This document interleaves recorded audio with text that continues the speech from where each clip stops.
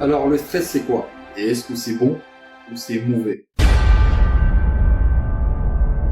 C'est un système d'alarme adaptatif qu'on a développé à travers l'évolution. Par exemple, si vous étiez dans la nature et d'un coup vous voyez un animal, un prédateur qui fonce vers vous, le système va s'activer, qui va entraîner tout un ensemble de modifications dans notre organisme.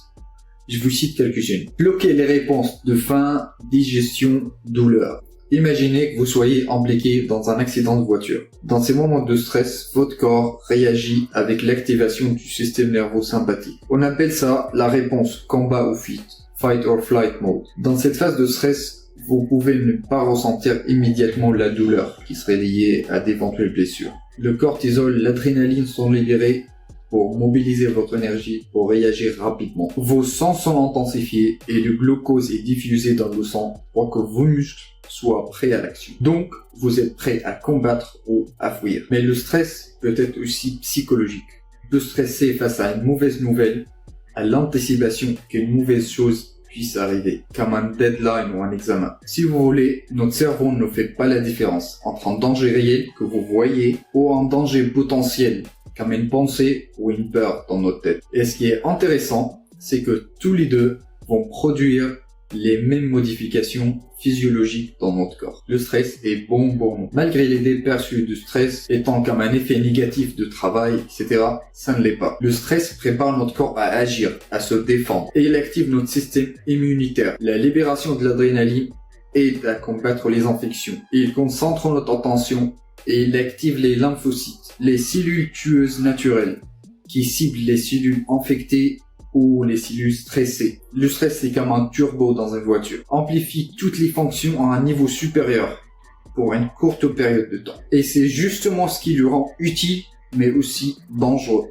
la temporalité. Si on est stressé pendant des jours sans arrêt, notre système cognitif, notre raisonnement et capacité à réfléchir commencent à décliner. On devient irrité, on n'arrive pas à se concentrer, nos émotions se mélangent, et puisque la réponse de stress crée cette concentration, qu'on appelle la vision tunnel, sans notre capacité à raisonner, il n'y a pas vraiment de cycle de cette concentration. On est donc désorienté. Ce système d'alerte est conçu pour répondre à un danger précis et immédiat. Notre organisme n'est pas fait pour stresser pour longtemps. Et si on était dans un état de stress élevé pour des semaines, voire des mois, alors le corps commence à s'effondrer. On a une diminution de la sérotonine, qui joue un rôle crucial dans l'activation de notre système immunitaire, qui va s'effondrer à son tour aussi, ce qui nous laisse fragiles face aux maladies. Notre rythme circadien va être perturbé, notre système endocrinien va être déséquilibré, un effet de domino qui détruit nos fonctions l'une après l'autre. Notre corps n'a pas les ressources pour maintenir un stress chronique à long terme. Plan d'action, étape 1.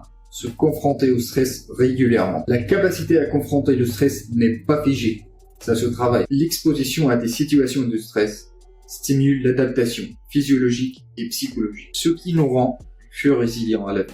Une expérience des années 70 sur l'adaptation au stress a confirmé ce concept. Ils ont placé une souris dans l'eau jusqu'à l'épuisement. Elle a survécu d'une durée d'environ 10 minutes. Ensuite, on a placé une autre souris dans l'eau pour une période de 5 à 7 minutes, puis retiré avant l'épuisement complet. Puis, on a repris la même souris, on l'a replacée dans l'eau pour une période de 10 minutes. Sauf que cette fois-ci, la souris a réussi à dépasser les 10 minutes. Étape 2.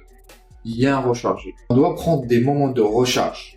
Et je ne parle pas seulement de repos ou des vacances. Notre corps, tout comme notre cerveau, ne dispose que de 3 moyens pour se recharger. Le sommeil, la nutrition et le temps de connexion et d'interaction qualitative. Le temps passé en famille peut avoir un impact significatif sur le bien-être émotionnel et physiologique. Une atmosphère familiale chaleureuse et positive peut favoriser la détente et réduire le stress, car ces interactions incitent la libération de la sérotonine et de l'ocytocine, qui favorisent le lien affectif et l'estime de soi. Étape 3.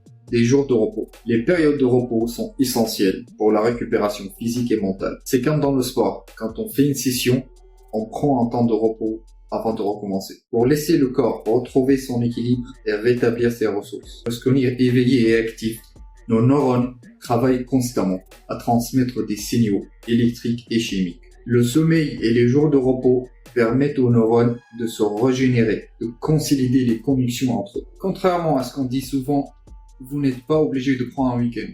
Ça dépend de notre capacité, notre rythme et nos besoins. On peut avoir besoin d'un jour de repos par semaine, toutes les 2 semaines, voire une fois par mois. Si vous avez trouvé ça utile, likez la vidéo, abonnez-vous pour ne pas manquer les suivants. Et si vous avez des questions sur nos services d'accompagnement ou de coaching, vous pouvez nous contacter sur le site ou via les réseaux. D'ici là, je vous libère.